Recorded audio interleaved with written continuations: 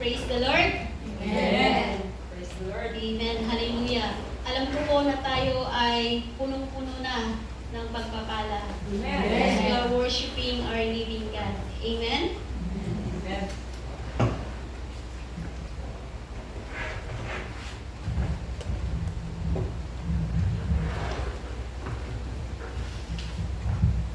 I know that the Holy Spirit is with us Amen.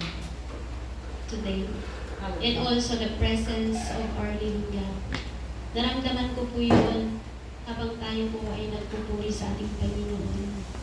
Tunay nga na kung tayo ay nagpupuri sa ating puso, hindi lamang po sa ating bibig, God is always with us. Amen. Amen. Hallelujah. Amen. So good morning, good afternoon once again. Can we please bring out our Bible?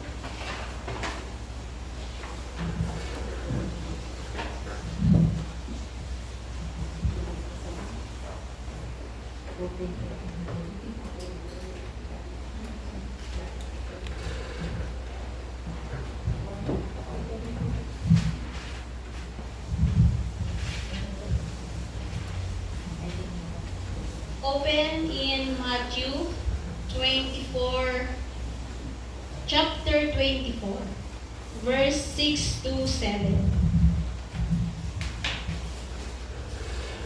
The Bible that I'm reading is NIV, New International Version.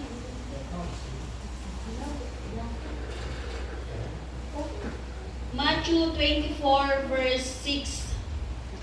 You will hear of wars and rumors of wars, but see to it that you are not alarmed. Such things must happen, but the end is still to come. Nation will rise against nation, and kingdom against kingdom. There will be famines and earthquakes in various places. Hallelujah. And we will bow our heads as we welcome the Holy Spirit. Hallelujah. Salamat po, Panginoon, sa umagang ito, Lord. Thank you for this day. Thank you for trusting me, O God. And thank you for using me to deliver your words. And I ask the Holy Spirit to be with me as I deliver your words, O God. Hallelujah. Lord, I want to serve you with all my heart. Hallelujah. With all my soul, my body, O God, and my spirit, Lord. Hallelujah. Give me wisdom, O God, to deliver your good news.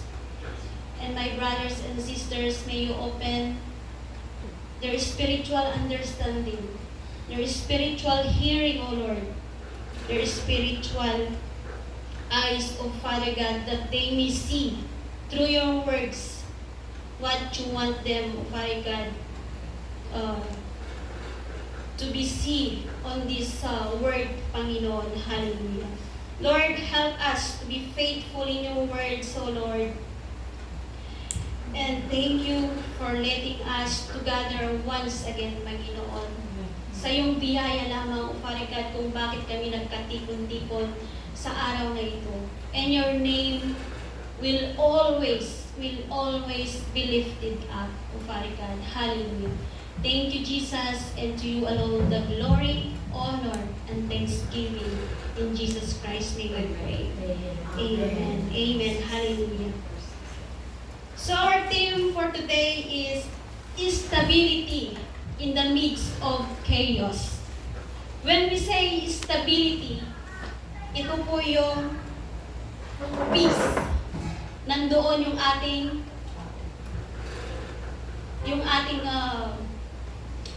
yung peace po ng bawat isa. Yung calmness po ng bawat isa. Even we are in the midst of chaos. When we say chaos, ito po yung mga nangyayari sa ating paligid. This is the turmoil or kaguluhan sa paligid natin, mga kapatid. I will read it once again, our text. Matthew 24, 6 to 7. You of wars and rumors, but see to it that you are not alarmed. Such things must happen, but the end is still to come. Nation will rise against nation, and kingdom against kingdom. There will be famines and earthquakes in various places. Amen. Hallelujah. On this text, or in this context, Jesus is talking to his disciples in the Mount of Olives, mga kapatid. Jesus warns, winahingan niya yung kanyang mga disipulo for famine, earthquakes, but ito po yung babala. Binalaan niya yung kanyang mga disipulo. His followers not to be alarmed. Huwag silang mabahala. Huwag silang matakot. Huwag silang makonfuse kung ano ang nangyayari sa paligid. Emphasizing that such widespread troubles are the beginning of sorrows. Simula pa lang ang mga naitala dito sa ating context, and not the immediate end. Hindi pa po ito ang katapusan. Yung nangyayari ngayon sa ating paligid, hindi pa po yan ang katapusan, kundi yan pa lang yung simula, the beginning. Jesus was speaking to his disciples on the Mount of Olives after leaving in the temple for the last time. Ito na po yung malapit na po kasi siyang mag-crucify. These words weren't spoken to frighten. Yung salita ng Panginoon, hindi ito magiging dahilan para tayo ay matakot. Kundi, Jesus spoke to us to be prepared. We must prepare on this coming. Pero nangyayari na po ito ngayon, mga kapatid. Ito po yung private conversation ng between Jesus and on his disciples. There are 12 disciples po kasi hindi pa po namatay dito nagpakamatay dito si Judas. He was nearing the end of his earthly. Malapit na pong matapos yung kanyang ministry dito sa mundo. And Jesus wanted to equip his followers, his disciple, with charity of courage, conviction, and about what was to come, kung ano yung mangyayari. So I have main points here, 3. Number 1 is, be not alarmed. Huwag po tayong mabahala. Huwag po tayong maalarma. Number 1, be not alarmed. Let's read in our context. For you will hear of wars and rumors.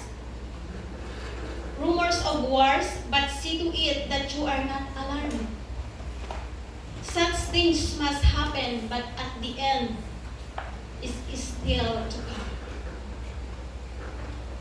Jesus tells to his disciple, do not be alarmed. Huwag kayong mabahala, huwag kayong maalarma. Sabi po ng Panginoon sa kanyang mga disipulo.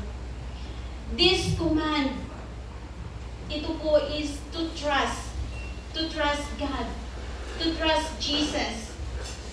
Basahin po natin sa Mark 13:7.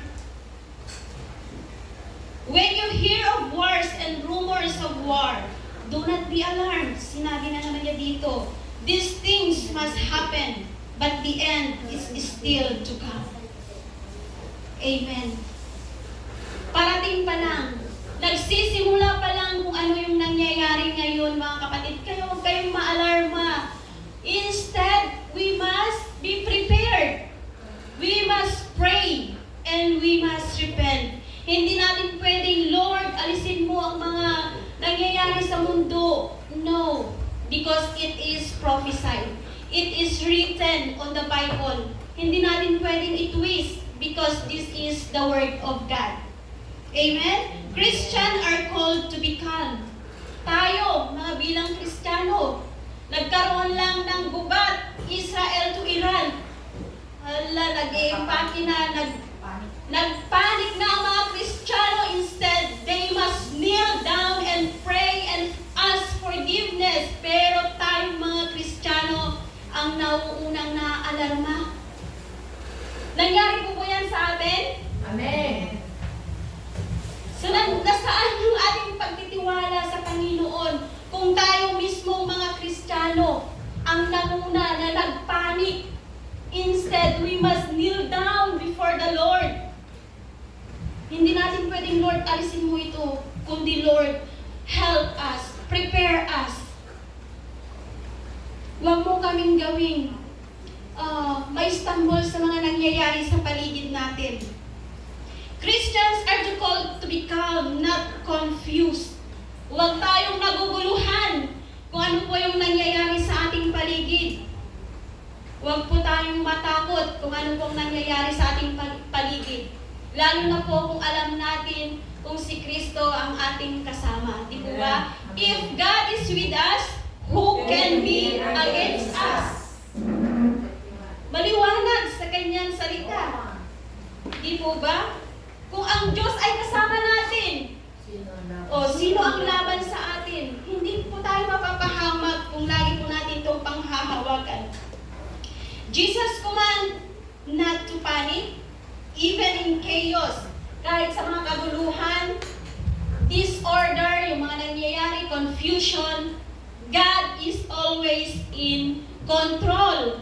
Kontrolado niya lahat. Kung ano nangyayari sa ating paligid, kung ano nangyayari, nation to nation, families to families, friend, nasisira ang mga pagkakaibigan, nasisira ang family, but God still is in control.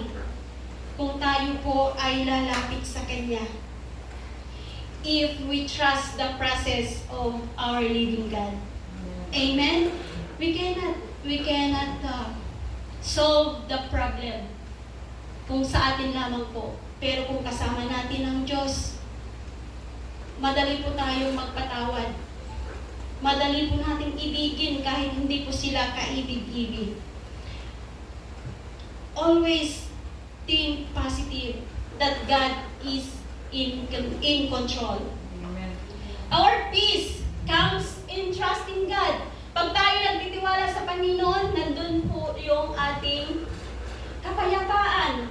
Di po ba kahit na nagkakaroon na po ng gubat or kaguluhan, wars in nation to nation, but because we have peace in God, hindi po tayo nababahala. Lord, it is written. Mangyayari kung ano yung kalooban mo. Mangyayari kung ano yung nasulat or na-prophesy. We cannot twist the word of God. Jesus doesn't just predict chaos. Hindi niya predict. Hindi niya ito hinulaan.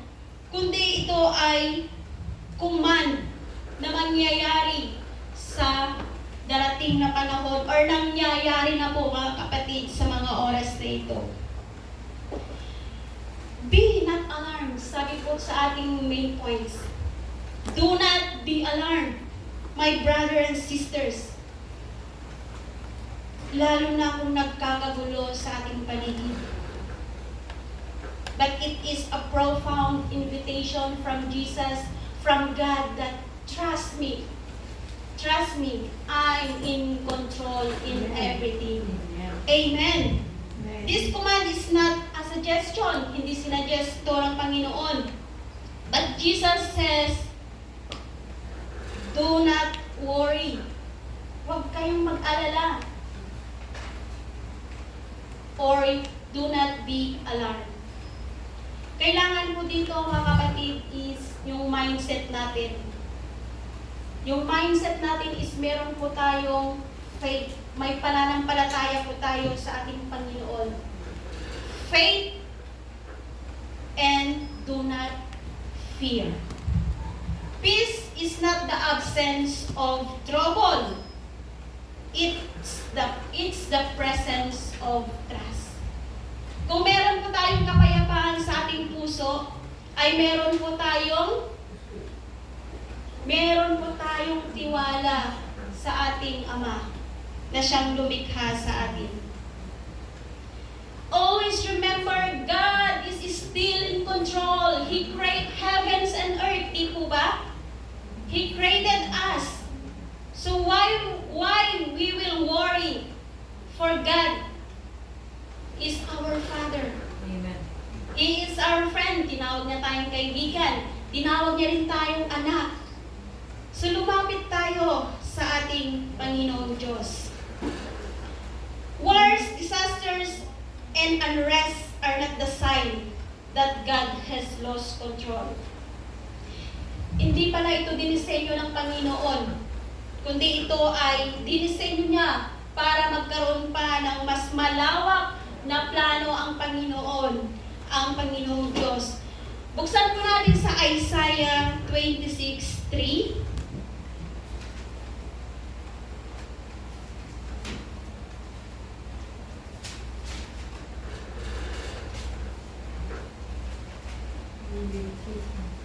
Isaiah 26:3, you will keep in perfect peace those whose mind are steadfast because they trust in you. Amen. Amen. Pag nagkakagulo na ang mundo, don't panic. Lalo na tayong mga believers. We must shine who are around us. We must kneel down before the Lord. When the word panic, believers are called to shine with calm and confidence. May confidence tayo dahil alam natin na ang Diyos ay ang may control ng lahat. Our peace become our testimony. Di po ba? Pag meron po tayong kapayapaan sa ating puso, we can testify the goodness of God. Because God is living in us.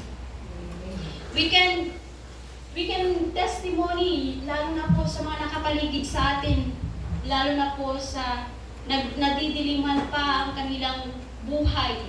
So we must shine and light in the darkness para malinawagan din po yung mga kapatid natin na nandoon pa rin sa dilim. We as Christian, mga kapatid, is tinitingnan tayo ng mga nakapaligid sa atin. Tinitingnan, sinasalamin nila kung sino tayo, kung ano tayo sa harapan ng ating Panginoon. So people are watching how we respond, we as Christian, lalo na sa nangyayari sa paligid natin. Paano natin sila mahihikayat kung tayo mismo ang nagpapanik? Nakanood lang tayo ng news. Dahil sa kaka-scroll natin, ayun na, nagpanik na tayo. Dahil sa kakanood natin ng television because of the news. Yes, hindi po ano yung panunod ng balita, pero kung nakafocus ka po doon sa panunood, di po ba puro na negative ang nasa isip natin, nagpapanik na po tayo, nagko-confuse na po tayo, naaalarma na po tayo. Mamaya naisip na natin, hindi na po tayo nakatulog dahil po tayo ay nagpanic for the whole day. So people, fear is spread fast. Yung takot po ng tao ay madaling magkalat. Pero nawa, tayo bilang mga Kristiyano, yung pananampalataya natin, yung ating faith, ay kailangan din nawa ay mas mabilis na ma-spread, lalo na po sa ating mga nakapaligid. Amen po? Hindi po yung takot, yung ibinabahagi or ini-spread, kundi because I have faith, I know God is in control. Yun po ang sabihin natin, kapatid. Lalo na kung may kakilala tayo mga Kristiyano na ang binabantayan lamang is yung paglindol, pagsunog, nag-aabang kung ano nangyayari doon. We as Christian must pray. Huwag po tayong mag-focus kung ano ang nangyayari sa mundo. In your workplace also, in your family, in your community, be the calm voice. Magkaroon tayo ng power, we as Christian, we as followers of Christ, we as the disciple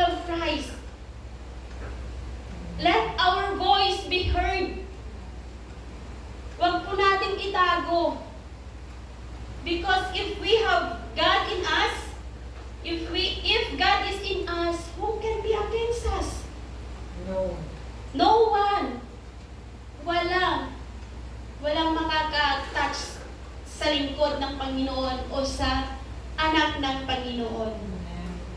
Be steady heart. Be the one to remind others that God is still on His throne. Nakaupo pa rin ang ating Panginoon sa Kanyang trono. So if Lord, help us, prepare us, huwag nating diktahan yung ating Panginoon na Lord, ilayo mo ito. Kundi lumapit tayo through prayer. Panginoon, help us. Help us that our faith will not be shaken. Ma-shake man ang mundo, but our faith must stand firm. Amen? Amen. Jesus doesn't promise. Hindi niya dito ipinangako na magkaroon ng kapayapaan ang mundo. John 14:27. Anyone can volunteer to read? John 14:27.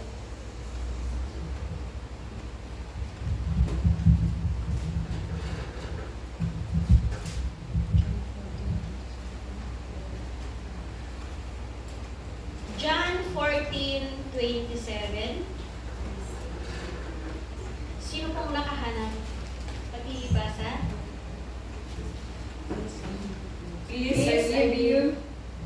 Yes, it's okay, it's okay. Hallelujah. Peace I give you. My peace I give you. I do not give to you as the world gives. Do not let your hearts be troubled, and do not be afraid. Amen! Hindi niya ipinangako dito na may kapayapaan ang mundo. Magulo ang mundo, mga kapatid. But we will find peace in the presence of our Lord. Amen. Mananatili tayo sa Kanyang presensya. Amen. Mananatili tayo sa Kanyang kapayapaan Yes. dahil ang Panginoon mismo ang magbibigay ng kapayapaan Amen. sa bawat isa. Amen. Amen. Amen. When we trust Him, we can walk through chaos. Dahil nagtitiwala tayo sa Panginoon, kahit anong nangyayari sa paligid. Amen. Go! Go! Lalong-lalo na kung tayo ay tinawag ng Panginoon, don't be afraid to spread the good news. Don't be afraid na kahit i-persecute ka ng mga tao. Basta nagkasama mo ang Panginoon, ikaw ay magtatagumpay. Yes. Walk with chaos and with courage, my Amen. brothers and sisters. So number 2, the reality of turmoil or confusion. Disorder, or ito yung turbulence, yung kaguluhan. Jesus began His teaching with a sobering, yung seryosong pag-uusap ng mga disipulo. Seryoso po yung pag-uusap nila dito sa Matthew 24:6 and 7. Seryosong katotohanan. Totoo, because this is the Word of God. You will hear wars and rumors of wars. Yeah. But because Jesus doesn't say it, these things happen. Pero ang sinabi ng Panginoon, I guarantee you, this will happen. Nandun po yung assurance na mangyayari po lahat ang mga nasusulat po dito sa Bible. It is prophesied. Bakit sinabi ng Panginoon natin ito? Not be alarmed or do not be troubled. Sabi niya po doon. Not to frighten us. Hindi niya po tayo tinatakot. Kundi yun po ay tayo ay kanyang pinaghahanda sa mangyayari po sa mga susunod. Jesus wants His followers to be spiritually grounded. Maging yung ating espiritu din ay maging alert. Tayo bilang kanyang mga followers o disipulo, kailangan nakafocus tayo in the spirit of the realm. Hindi po yung emotion ng bawat isa ang nare-reactivate, kundi po yung spirit is spiritually grounded, not our emotion reacted. Kasi minsan po dahil sa ating takot, hindi na po tayo makapanalangin.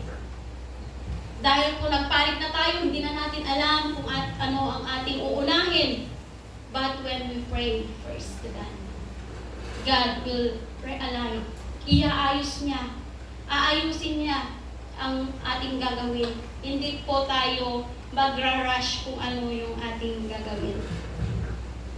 By understanding that turmoil is expected, we can respond with faith instead of fear. Kailangan nating i-activate yung ating pananampalataya. We Christian, baka natutulog yung ating pananampalataya. Mas nauna yung fear. Paano yan? Kung nauna ang takot natin, we cannot activate our faith. Amen. So we, as Christians, I encourage everyone, activate our faith Amen. and deny. Alisin natin yung takot. And we must stand with the truth. The good news, that is the word of God. Amen? Amen. Maging ang pananaw dapat ng mga Kristiyano o tayo bilang mananampalataya, yung mga nangyayari ngayon doesn't mean that God is absent. Huwag natin isipin sa mga nangyayari ngayon, oh, parang pinabayaan na tayo ng Panginoon. Dinudusa ba yun? Pinaparusahan na tayo ng Panginoon. No. For it is prophesied. Kailangan mangyari ang mga nasusulat sa Biblia. For when famine is there, wars is there, don't say God is absent. Never say God is absent. This will happen, mga kapatid. It reminds us that the Word is not our final home. We are staying here just a temporary. Hindi ito ang ating tahanan. Doon po tayo sa langit, mga kapatid. Kaya kung ano yung nangyayari dito, it's just a temporary. Doon tayo sa eternal. Amen po? Amen. Itinuturo sa atin na ang pag-asa o yung pagbabalik ng ating Panginoong Hesus Kristo. Ang pagdating ng isang bagong langit, wow, lupa, the coming of new heaven and earth, wow. So we must work out, mga kapatid, na tayo ay kabilang sa bagong Jerusalem na darating. Hindi natin masasabi kung kailan, but the end times is near. So we must work out our salvation. Ang Panginoong Jesus, sinabi niya dito is, Jesus honest about the brokenness. Magulo talaga ang mundo. But He also offers hope. Di po ba may song na in Christ alone, di po ba? The source of hope is in Christ alone. Nandoon yung pag-asa natin. At nandoon din. That's why we are here, because God called us with a purpose. Hallelujah. Kaya huwag natin questionin kung bakit nangyayari ang mga bagay na ito. Di po ba, sabi nga sa Job, sa devotion natin, magpupuri lang ba tayo sa Panginoon sa mga mabubuti? In good times and bad times, we must worship, we must pray, and we must kneel down before the Lord. Amen? We remember that God writing the story. Ito po yung kwento ng ating Panginoon. At ang gusto ng Panginoon, the ending must be glorious. We are all victorious. Open in Isaiah 29:6.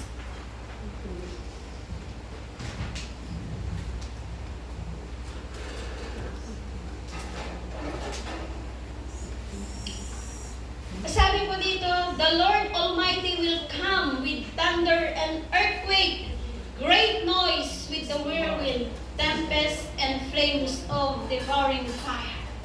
Pag nangyari ang mga bagay na ito, huwag tayong matatakot. For the second coming of Jesus Christ is near.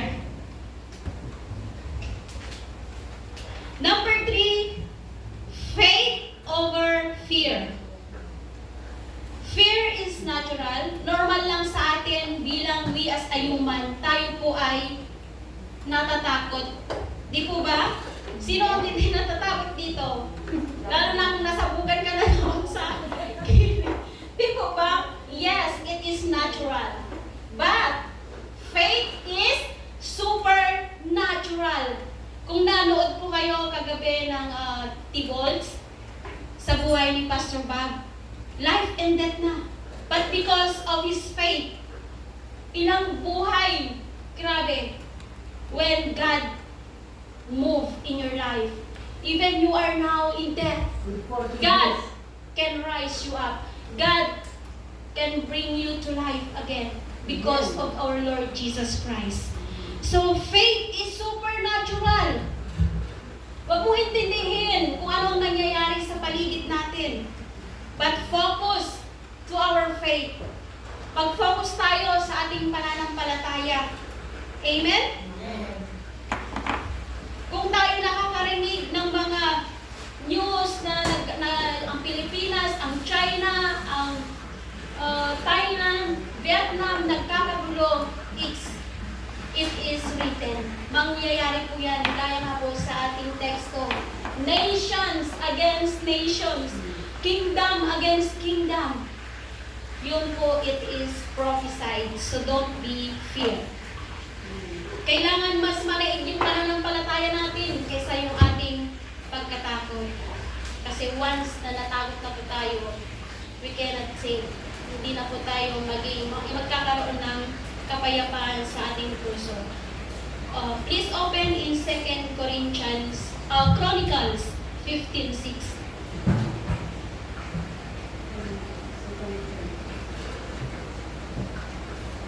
Second Chronicles 15:6.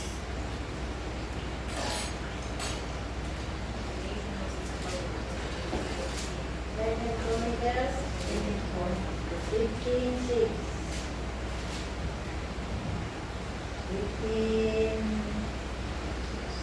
Yes. Second Chronicles 15:6. Naglaban-laban ang mga bansa, ang lungsod sa kapwa lungsod, hanggang sa mawasak ang bawat lugar. Lahat ng uri ng parusay ipinaranas sa kanila ng Panginoon. Ang Panginoon mismo ang nagparanas sa mga Israelita. That nation against nation, kingdom against kingdom. But if we have that faith, ma-overcome po natin ang takot or yung fear. Also in 2 Timothy 1:7, it says here, "For God has not given us the spirit of fear, but of power and of love and sound mind." Hindi pala tayo binigyan ng Panginoon ng espiritu ng kaduwagan, kundi binigyan niya tayo ng espiritu ng may kapangyarihan with love and sound mind. So if we have the spirit of fear, that's not belong to our God. Hindi po yan bigay ng ating Panginoon. Yan po ay bigay ng kaaway. Bigay po yan ni Satan. Kaya i-rebuke nyo. Huwag nyong tanggapin yung spirit of fear, mga kapatid. Faith is not the absence, or faith is not just a belief. Hindi lamang po naniniwala tayo na may Panginoon. It is the active trust. Yung nagtitiwala tayo sa mga bagay na hindi natin nakikita, yun po yung pananampalataya. Kagaya po ng hangin, di ba? Hindi natin nakikita, pero nararamdaman po natin. Yan po ang pananampalataya. It's active trust in God's goodness even when circumstances are dark. Kahit na nandun na tayo sa sitwasyon na akala natin ay imposible na mangyari, but God says, all things are possible. Sabi ng Panginoon, lahat ng mga imposible sa tao ay kaya niyang maging posible. So faith is not the absence of fear. It's the decision to trust in the face of it. Amen. So ang pananampalataya talaga natin ay malaki. Dapat malaki yung pananampalataya natin. Ito po ang yung decision po natin na tayo ay magtiwala sa ating Panginoong Diyos. Kahit na tayo po ay napapaligiran ng famines or whatever turbulence around us. Amen? So, ang fear ay kailangan natin i-paralyze. Pilahin natin. Alisin natin.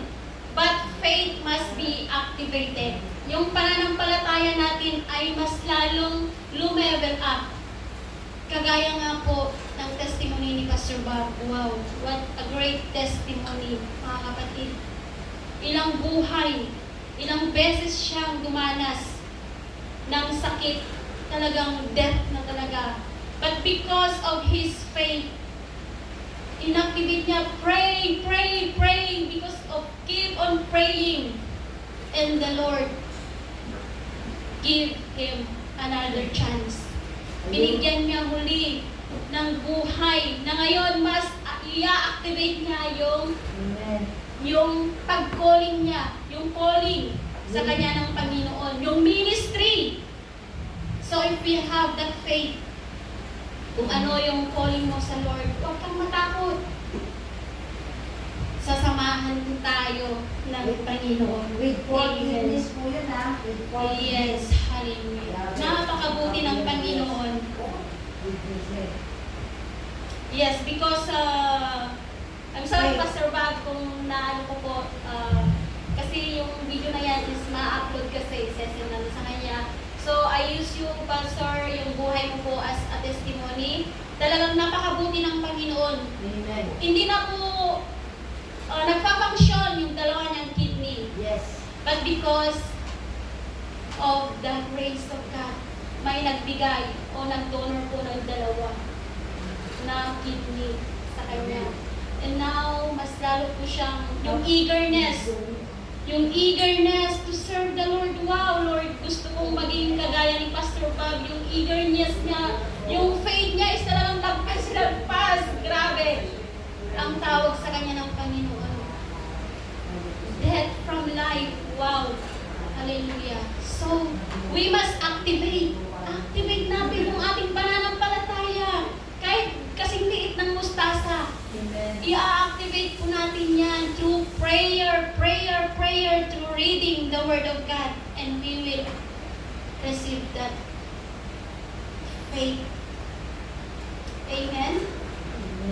So, pag tayo nagkaroon na ng takot, magkakaroon na po tayo, it will cause tayo po ay tatalikod na.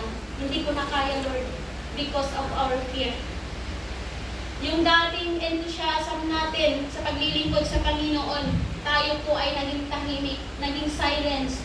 Tayo po ay hindi na nagpapagamit. And because of that fear, yung spiritual natin ay naging stagnant. Naging, imbes na level up yung ating pagiging Kristiyano is naging Kristonano. Naging stagnant. Hindi na po lumevel up because of our fear. So, fear is for Satan. So, i-reject nyo yan. Fear. Hindi yan bigay ng Panginoon, kundi yan po ay bigay ng kaaway.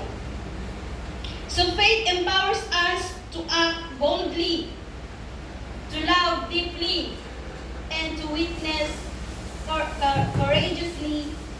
Sa oras ng ating pangangailangan, kagipitan, people with hope and our faith can be the light that leads them to Christ. So, activate natin yung ating pananampalataya, yung mga tao na hindi pa kumilala sa ating Panginoon. Go for the mission. Spread the good news because we have that faith. Para yung nararamdaman natin na yung pananampalataya natin, maramdaman din ng mga hindi pa kumilala sa ating Panginoong Kristo. Kailangan nating magliwanag, mga Christian, gising-gising! Pagka tayo po ay natutulog, It's not natutulog in literal. How is our spiritual life in our ministry, in our family, in our community, in our workplace, sa buhay ng ating amo?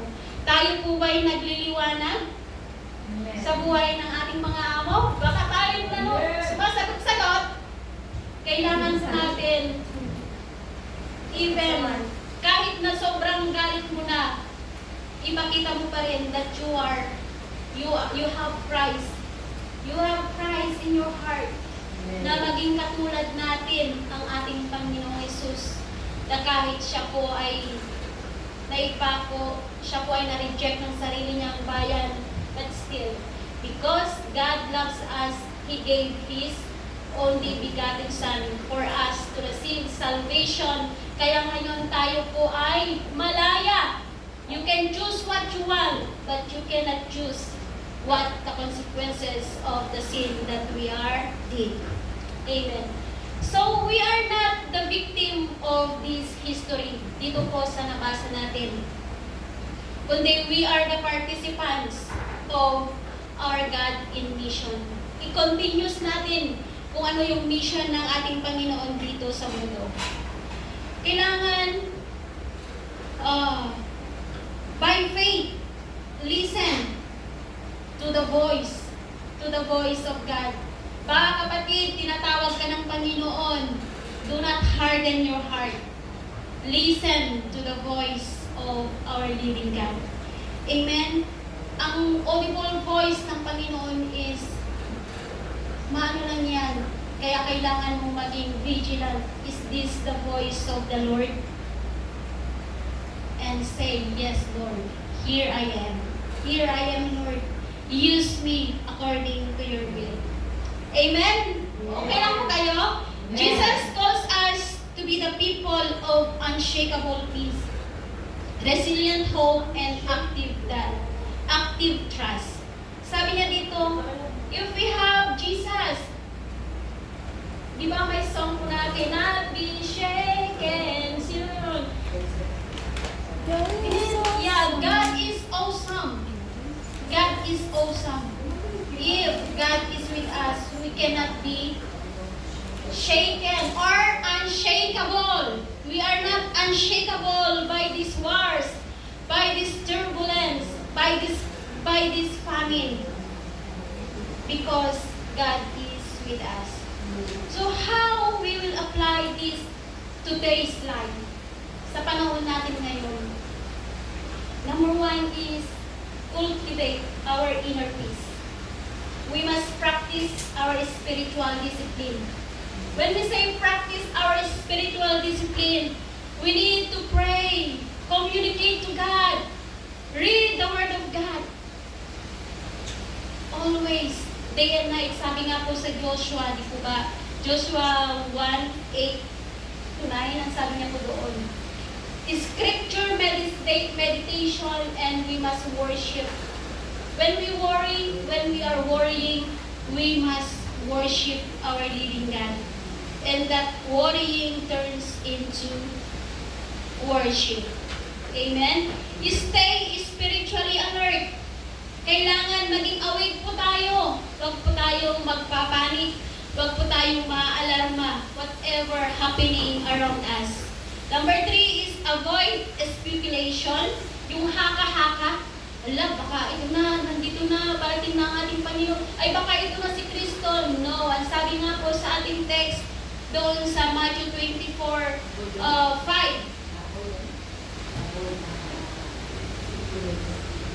Matthew 24:5, doon po sa taas. For many will come in my name, claiming, I am the Messiah, and will deceive many. Kaya be vigilant, mga kapatid. Lalo na tayong mga Kristiyano. Maging stay spiritually alert. Maging awake po tayo. Huwag po tayong magpapanik kung ano ang nangyayari sa ating paligid.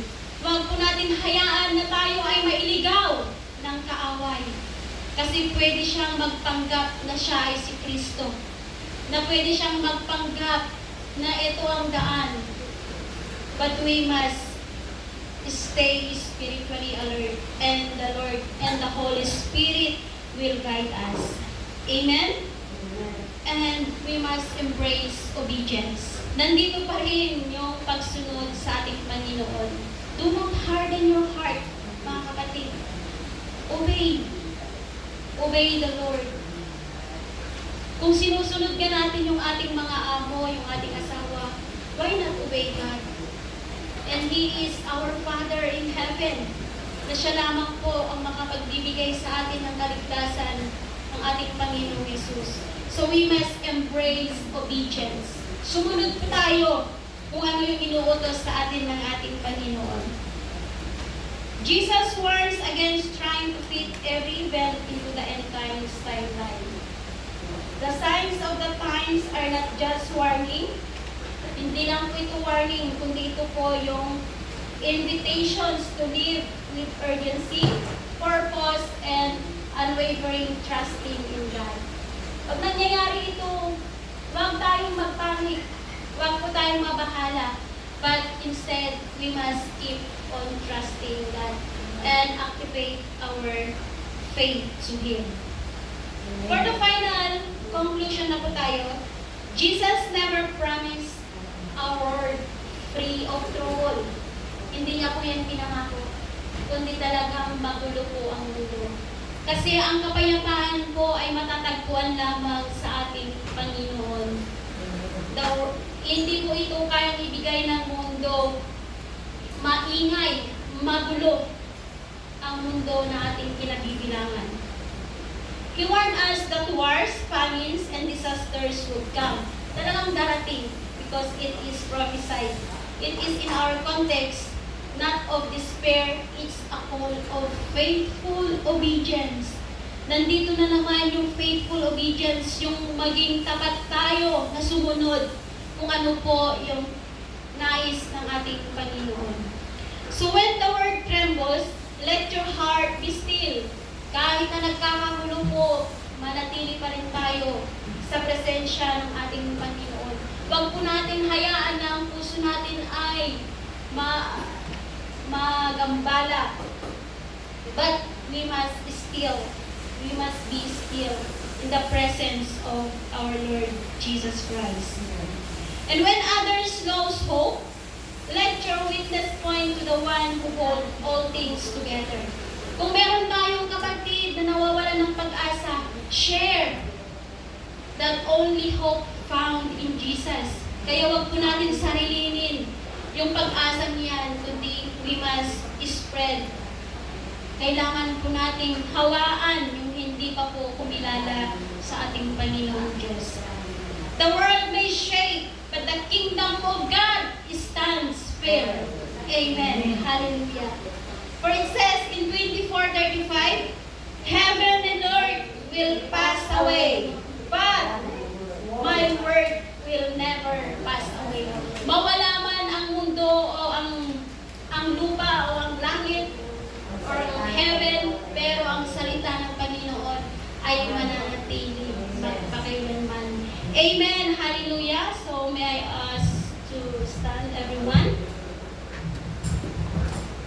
Thank you, Father God. Hallelujah. Salamat po, Panginoon, sa buhay ng aking mga kapatid na nakinig ng iyong mga salita, Panginoon. Lord, this is your word, Father God, that you just use me, Lord, to deliver or to impart with them, God. Nawa, Panginoon, sa pamamagitan ng iyong mga salita, Lord, lalo na, Panginoon, sa oras o sa panahon na ito, ay marami ang nangyayaring kaguluhan. Nawa ay hindi po sila mag-focus sa mga nangyayari sa paligid. Bagkus, Lord, mas lalo po silang lumapit sa iyong presensya. Mas lalo po nilang i-activate yung kanilang pananampalataya, Panginoon. For it is written, or you promise us, that you will never leave us, you will never forsake us. It is written again in your word, for For if God is with us, who can be against us? Patuloy po namin, Lord, na panghahawakan ang iyong mga salita, O God. Ang iyong mga pangako, Panginoon. Na alam po namin, Lord, na iyong mga salita ay hindi babalik sa iyo na walang kabuluhan. Kundi ang salita mo ito, O God, ay maitanim sa puso ng aking mga kapatid na nakikinig sa mga oras na ito, Lord. Hallelujah.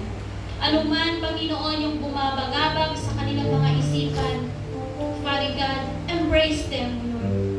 Embrace them, O Father God. Tugunin mo ang pangangailangan ng aking mga kapatid. Kung sila man po sa mga oras na ito ay nakakaranas ng takot, Lord, this fear is not belong to you. This fear belongs to Satan. But Lord, you give us the power of the Spirit, O God. Love and sound mind, O Lord. Hallelujah. Ito yung bigay mo, Panginoon, na magkaroon po kami ng kapayapaan na nagmumula sa iyo, O Father God. At hindi yung kapayapaan o hindi yung kaguluhan na bigay ng mundo. Patuloy mo naman kami, Lord, na baguhin, O Father God. Patuloy po namin i-work out yung aming salvation, Panginoon. For in your second coming, makakasama mo kami, Panginoon, sa New Jerusalem, Father God. Hallelujah. Lord, I speak blessing upon blessing on this, my brother and sisters, Father God. Hallelujah. Patuloy mo naman, Lord, silang yakapin, Panginoon. May you continue, O Father God, to provide what they need. Provisions, protection, O Father God. Salvation on their household, O Lord. Hallelujah. On their community, on their workplace, O Father God. On this country, Cyprus, and all the nation, O Father God. Hallelujah. Hanggang sa ikaw ay muling darating, Panginoon, ay lahat na ay kumilala at tumanggap sa iyo, Panginoon. And they will believe and they will accept you as their Lord and Savior. Hallelujah. Salamat po, Panginoon, at sa iyo po pinagkakatiwala ang buhay ng aking mga kapatid, that they may activate the faith, Father God, and they will deny this fear, O Lord God. Hallelujah. Mas lalo mo po silang, Lord, patatagin kung ano man yung kanilang mga kinakaharap sa mga oras na ito, Lord.